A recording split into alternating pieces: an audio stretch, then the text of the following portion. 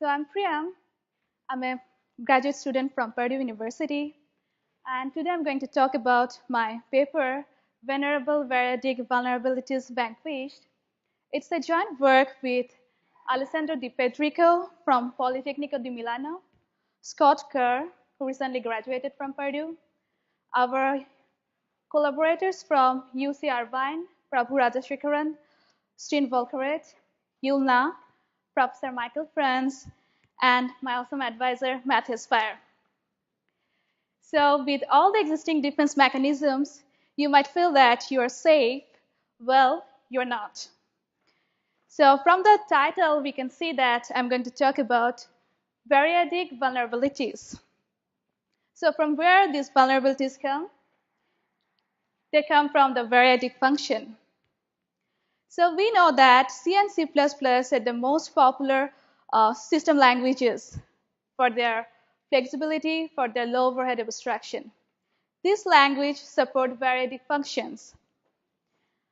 The difference with normal non-variadic functions with variadic functions is that non-variadic functions take fixed number of arguments, whereas variadic functions take a variable number of arguments.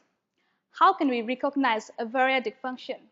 The ellipsis sign, here the 3 dots. So here is a coding example of variadic function. The add function, what it does, it takes all the arguments and sum up. And from the main, we are calling that function twice. First time with 3 arguments to sum up, and second time with 2 arguments to sum up. The first parameter of a variadic function is fixed. It tells us how many number of arguments we are going to send. The most popular example of variadic function is printf. As we know, the first argument of printf is the format string, and in the format string we specify all the format specifiers, that mean all the number of arguments that are going to be passed.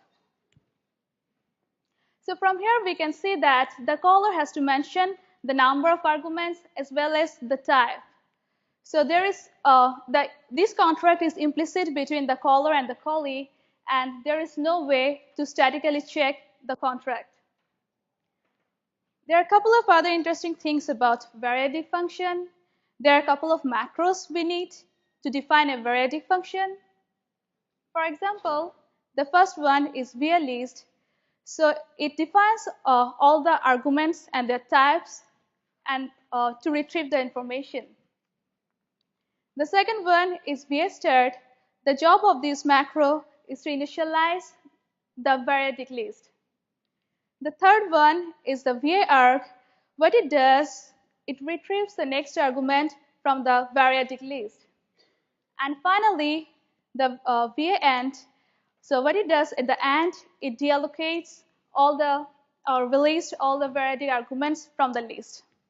So now that we know what is variadic function, let's see what our motivation behind this project about variadic function. So the compiler cannot statically check the variadic functions. An attacker can actually take advantage of this situation. How?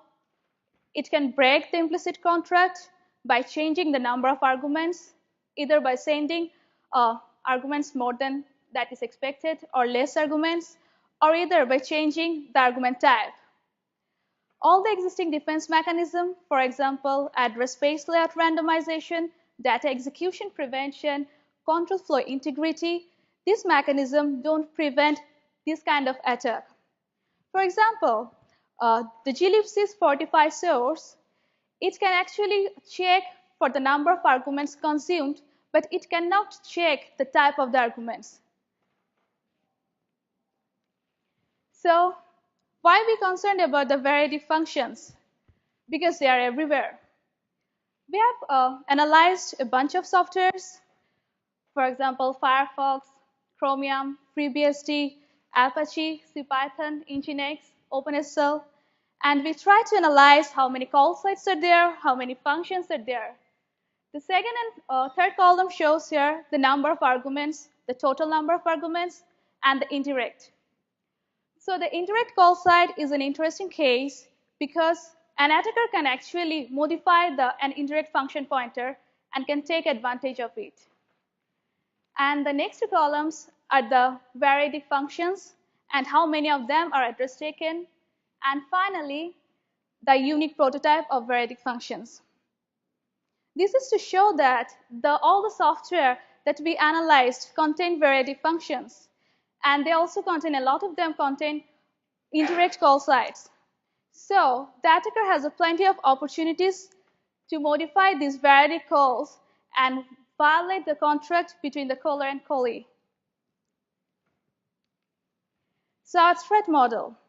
So we assume that the program contains arbitrary memory corruption and all the existing defense mechanisms, data execution prevention, address space layout randomization, control flow integrity are already deployed. Even if the attacker, all the existing mechanisms are there, the attacker has the ability to violate the contract in two ways. First, it can directly override the arguments of a variadic function, or second, it can actually hijack an indirect call site and then use a variadic function over the control flow edge. So now that we know the threat model, let's check control flow integrity. So we all know about, most of us know about control flow integrity. What it does, it verifies all the indirect control flow transfers based on statically determined set of target locations. All the CFI mechanism, they rely on the function prototypes. That means if the function prototype is same, they will allow all the targets. Here we see an example of some of the prototypes. The variadic arguments might differ, but the non-variadic prototype is same for all.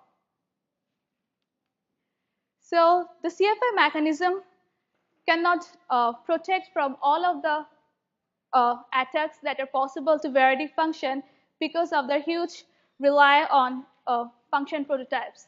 It can actually catch only a subset of attacks. So we analyzed how some of the precise control flow integrity mechanism handle variadic calls. We tried with the variadic and non-variadic target, and we also checked with the same prototype or different prototype, and also with address taken or not. Let's see. So here, the CFG control flow GERT from Microsoft and virtual table verification from GCC, they actually allows all of these illegal calls if the prototype, whether it is variadic target or non-variadic target. Whereas CCFI can actually check one illegal call if the prototype is different and if it is a call from a non-variadic to a variadic call. Whereas LLVM CFI and PyCFI, they detect almost all of them, but they fail in some cases where the prototype is same and if the function address, if the address of the function is taken.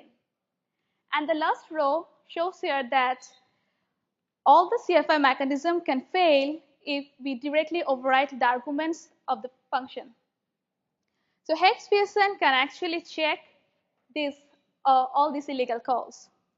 This is to show that Hex Pearson doesn't actually replace CFI, but it acts as a complement of CFI. So we can actually use Hex Pearson along with CFI mechanism to make the system more secure. So what's our approach? So our approach is that the implicit contract that is between the caller and the callee, to make it explicit, and to verify the argument types during runtime because there is no way for the statical checking. And if there is an error, we will abort the program. So for designing such a system, we need something that will actually store all the information about the call sites and that will check all the information during runtime. Here's the high-level design. For example, this is a function foo, which takes 2 arguments. So what we are trying to do, we are recording all the information of function foo. It takes 2 arguments, and the argument types are integer. Then we are recording all the information in a metadata storage. Next, when the callee comes, it checks what is the expected type of the argument and what it gets from the metadata storage. So if both of them matches, then we are fine. For example, here the callee expects an integer, and from the metadata we are getting an integer, so we are fine. So we can go with the normal execution. If it doesn't match, so for example here, so the call expects a char pointer, but it gets an integer from the metadata storage. So these two doesn't match. So it's the violation of the contract between the caller and callee. So what happens here? Hex Pearson gives two options. Either you can abort the program, or you can use it as a sanitizer to record all the type violation. Now that our implementation, Hex Pearson, we implemented it as a LLVM compiler modular bus. In the compilation pipeline, we see that it comes right after the C or C++ frontend. What it does, it collects all the statically available information from the call sites and encodes the information in the LLVM module, and then it injects a call to the runtime for dynamical verification. Here we see that the C++ source files are parsed by the C or C++ frontend, which generates intermediate representation on which our instrumentation takes place. Then the usual compilation process goes on, which generates all the object files, and then along with all the object files, our runtime library, Hex Pearson, we pass it to the linker, and that's how we generate Hex Pearson hardened binary. So real code is heard. The idea sounds simple, but the implementation was a bit difficult. We faced a lot of challenges. Here I'm going to talk about 3. There are other challenges which are in the paper. The first one, handling multiple VIA lists. What happens if there are more than one Variadic list? These situations are common in C and C++. So what we need to do, we have to make a separate data structure for each of the Variadic lists and a separate counter to track the argument so that all the Variadic lists doesn't get messed up. The next challenge we face are floating point arguments. According to the x86-64 architecture, floating point arguments and non-floating point arguments are handled separately. For example, the first 8 arguments in case of floating point are passed to the general purpose register and the rest to the stack, whereas in the case of non-floating point, the first 6 arguments are passed to the general purpose register.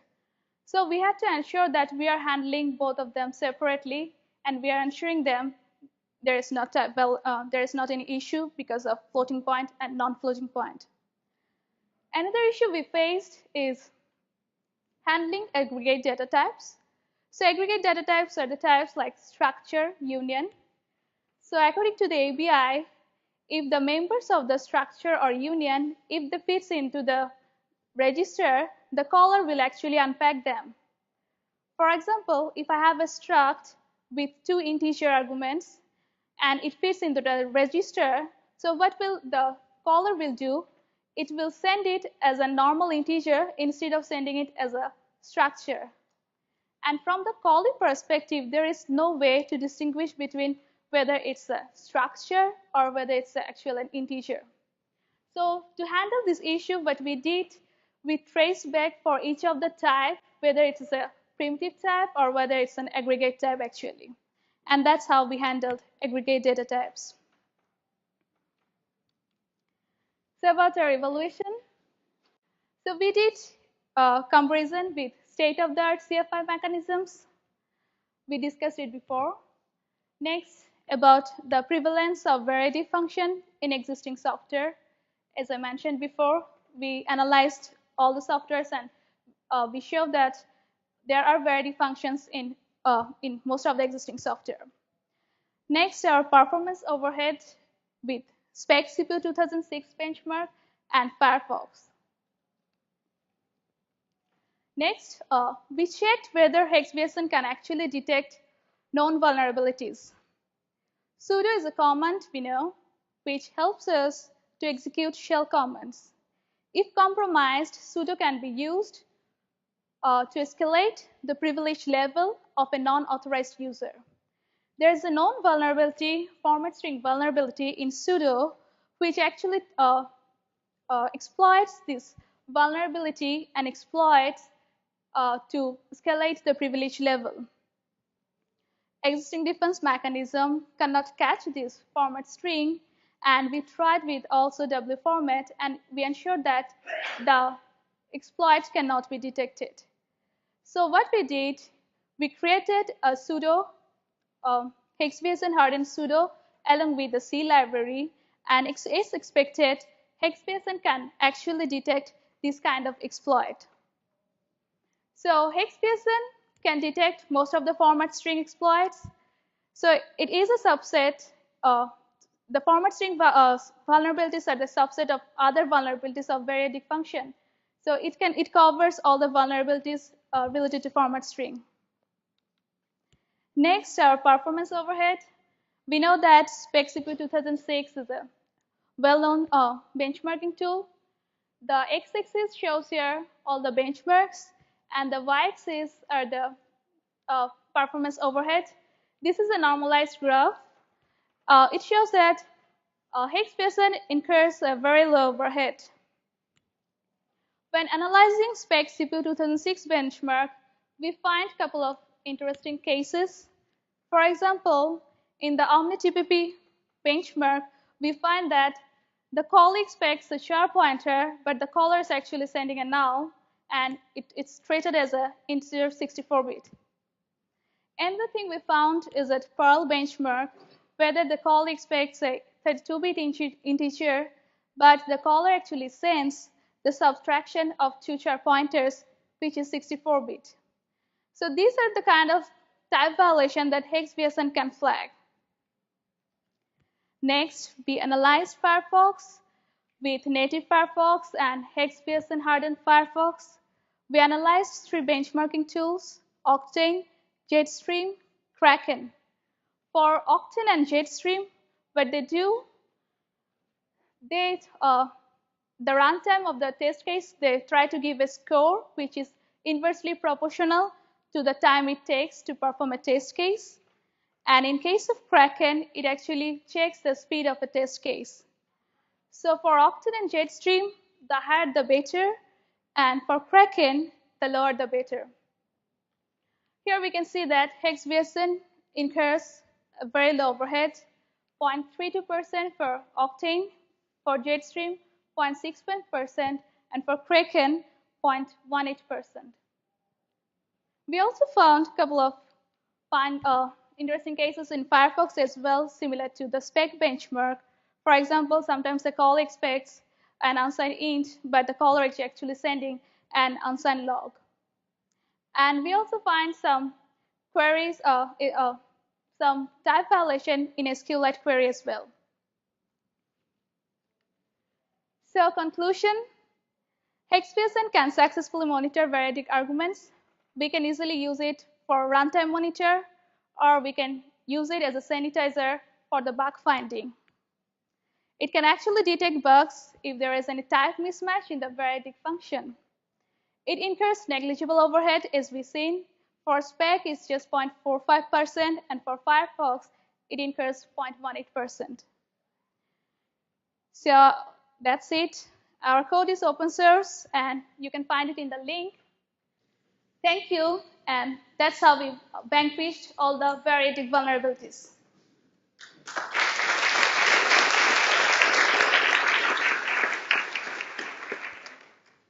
Questions?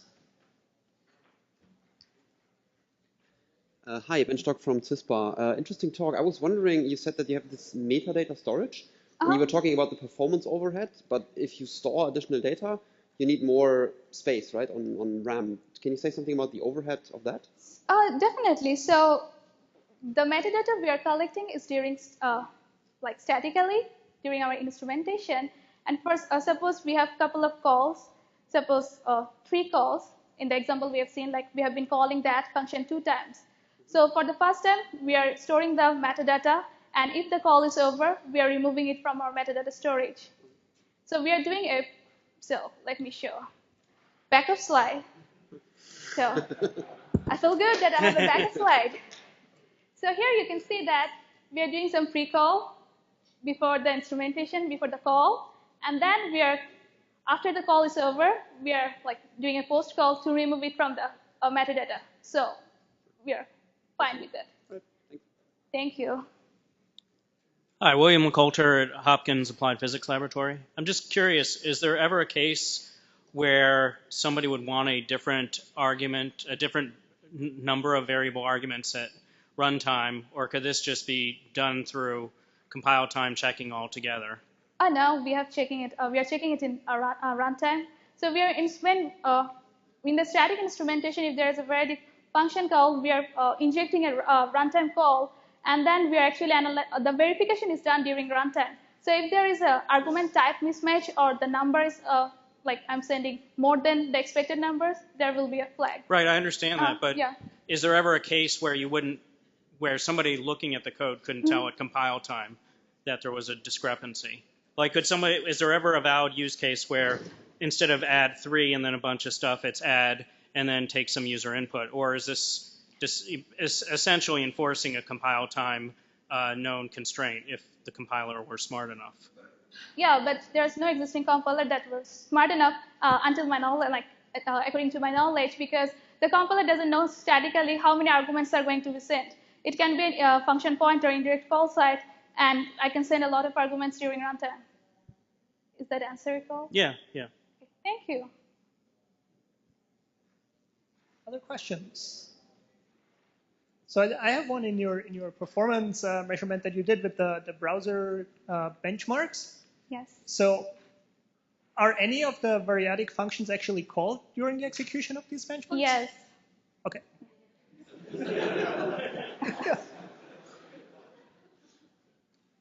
Yeah, because we have some time violation. So definitely it does call.